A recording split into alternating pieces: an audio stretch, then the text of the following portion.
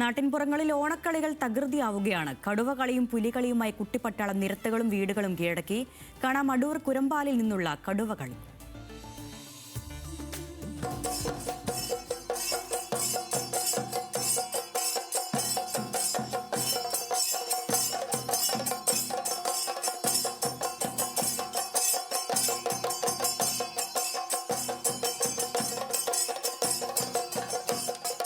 ഇത് ഭയങ്കര പാരമ്പര്യമായിട്ടുള്ള ഇതായിട്ടാണ് നമ്മൾ എടുക്കുന്നത്.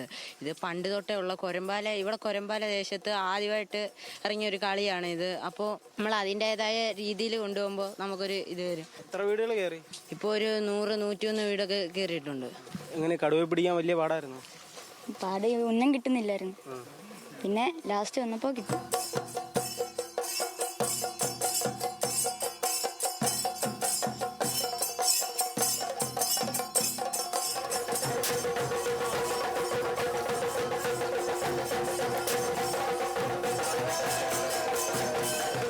ഡ്രസ്സിന് പകരം വാഴക്കച്ചി. നേരത്തെ പണ്ടൊക്കെ ആയിരുന്നേ കടുവ പുല്ലെന്ന് പറഞ്ഞ ഒരു പുല്ല് കിട്ടും. പക്ഷെ അതില്ലാത്തതുകൊണ്ട് ഞങ്ങളിപ്പം വാഴക്കച്ചി ഉപയോഗിച്ചത്. വാഴക്കച്ചി മറ്റേ ചണച്ചാറിൽ വെച്ച് കെട്ടി, എന്നിട്ട് ചെണ്ടയൊക്കെ എടുത്ത് പൊട്ടാസ് തോക്കൊക്കെ എടുത്ത് വേട്ടക്കാരനെ സെറ്റ് ചെയ്ത് പുലിയെല്ലാം ആക്കിയിട്ട് ഞങ്ങൾ പോകും.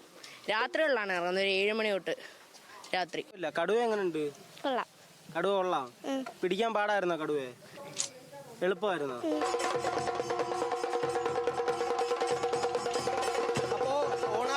നാട്ടിൻപുറങ്ങൾ ഇങ്ങനെ തകൃതിയായി നടക്കുകയാണ്. പുലികളിയും കടുവകളിയും ഒക്കെ സജീവമാണ്. എന്തായാലും കുട്ടികളെല്ലാം വലിയ ആഘോഷത്തിലുമാണ്. പത്തനംതിട്ടയിൽ നിന്നും അഫ്സൽ അജനൊപ്പം ശ്രീരാജ്, ന്യൂസ് മലയാളം.